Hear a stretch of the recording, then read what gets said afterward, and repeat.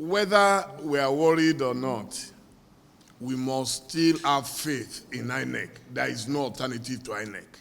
So once you sign on to contest an election, you must trust the umpire, and that is what we are doing in this case. What is clear to us is that APC has managed to control the Southwest, but they've been fatally wounded in Lagos by the Labour Party, fatally wounded, because they needed to win a huge margin in Lagos. That is now impossible. They have also been injured in Kano by NNPP. You don't understand? They needed to win those two places powerfully. We are leading in every other place in the Northeast and in the Northwest. So how are they going to do it? In the North Central, where they were also expected to do better, it is between PDP and Labour. Do you understand? So it is impossible for anybody to become president of Nigeria when in Lagos you don't have huge votes, when in Oyo we are getting 25%, when in Osun we led, when in Ekiti we have 30%. I'm just giving you the ones that we can mention now. So it tells you that we already have a path to victory. In Ondo State, we're sure that we will do reasonably well in Ondo State. Then when you go to the South, we're doing reasonably well. We're the only party, okay, that has been able to spread across. The only place we did not do too well is the Southeast, and that is understandable. So which means in 2 regions in the South, we are very comfortable. In the 3 regions in the North, we are very comfortable. So how can anybody defeat us? It's impossible. Yes, thank you. Okay, you were going to, yes, AP. Yes. Okay, yes. Sorry, we were not live at the very beginning, so I would like you, if it is possible, to comment exactly what you are demanding and what is the talks with the INEC in general about the elections and about the situation, the irregularities and delays in this election in general. Yes, we're demanding that the results should be speedily uploaded, because the longer you delay it, then the more likely you are going to have infractions. Number 2 is that we're particularly worried about Ebonyi State and Imo State, those 2 places, because they have APC governors. You know, apart from next steps, the beautiful thing is the fact that both the international community, the international observers, and Nigerians, who are the real voters, those who cast their votes on Saturday for the presidential candidate of the PDP, Atiku Abubakar, you know, are the ones to keep putting the pressure, using the media, using all forms peacefully and within the ambit of the law. And we know that INEC will do the right thing. We know the security agencies will protect the votes, legitimate votes of Nigerians in Imo and Ebonyi, because the desperation of the ruling APC is to see how they can amass to show up their votes in those regions so that they can make up to their required 25% in 24 states, which at the moment they cannot have, they do not have, and they will not have. So it's about the people, and we know that with what we have on our plate, Atiku is the president in waiting. What we had expected is what every other person, as far as the process of this election is concerned, what we had expected was as soon as the elections were over, the votes were counted, and then the collation officer, had a result. The collation officer takes a picture, a snapshot of the results, which is uploaded, to the INEC server immediately.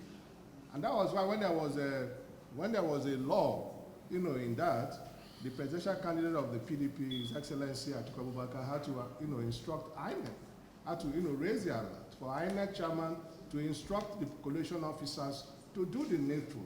Because when you don't do that within a certain period of time, it either shows that there is a failure of technology or there is bad faith, and that gives opportunity for the ruling party to go shopping. And that's exactly what, was happening for majorly most of, Sunday night and, most of yesterday. But the good news for the supporters of the PDP is that the Recover Nigerian project is on course. And whatever efforts that they have made, we have pushed back on that. And INEC is also ensuring that the results are vetted, the process is adhered to, and ours is just to assure our supporters that they need not be, there is no cause for concern, absolutely none. That the Recover Nigerian project is on course, that it's only a matter of time before we shall begin the process of rebuilding. I can tell you, we have our liaison offices all across Nigeria. Our party, made sure that the investment they made in all those places, now we are reaping it because they are sending us all the original documents from there. We have it. Thank you.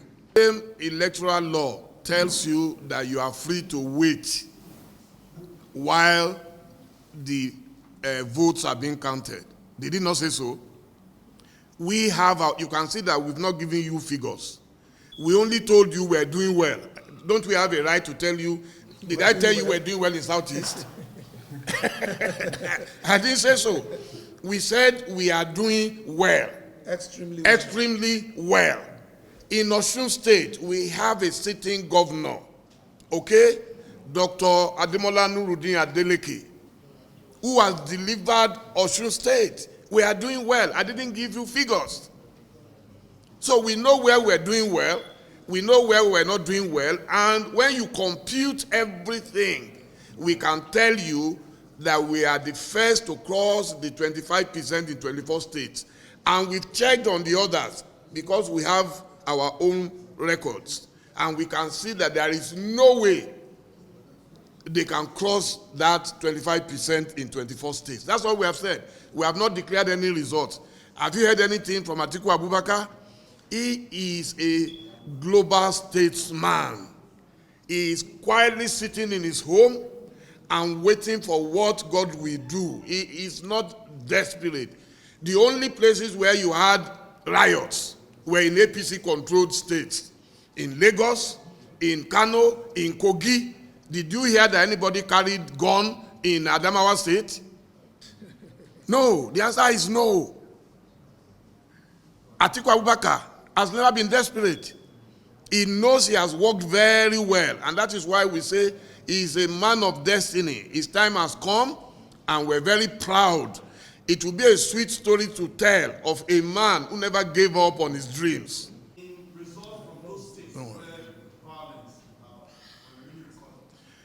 PDP will never jump the gun.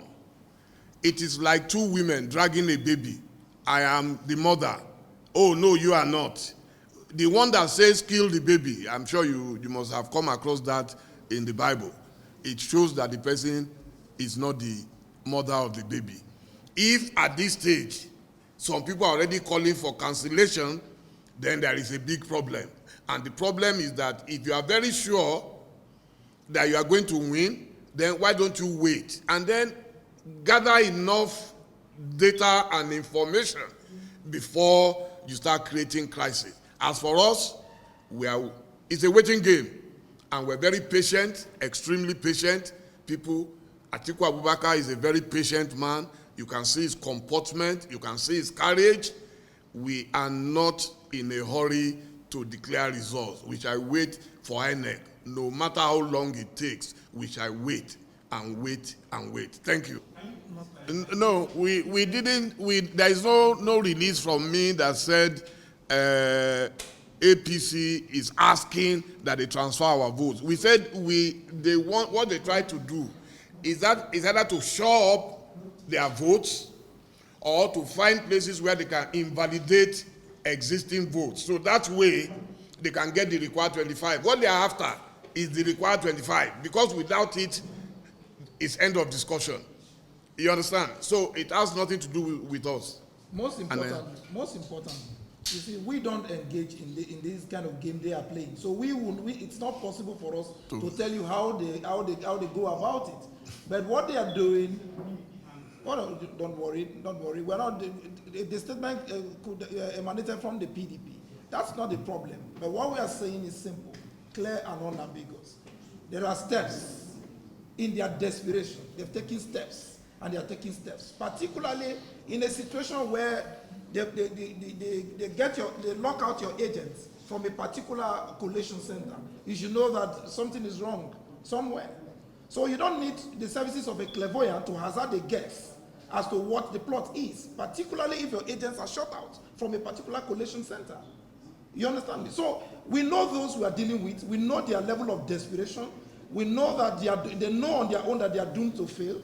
So, and we know that, look, they will go to any length the way they have always been.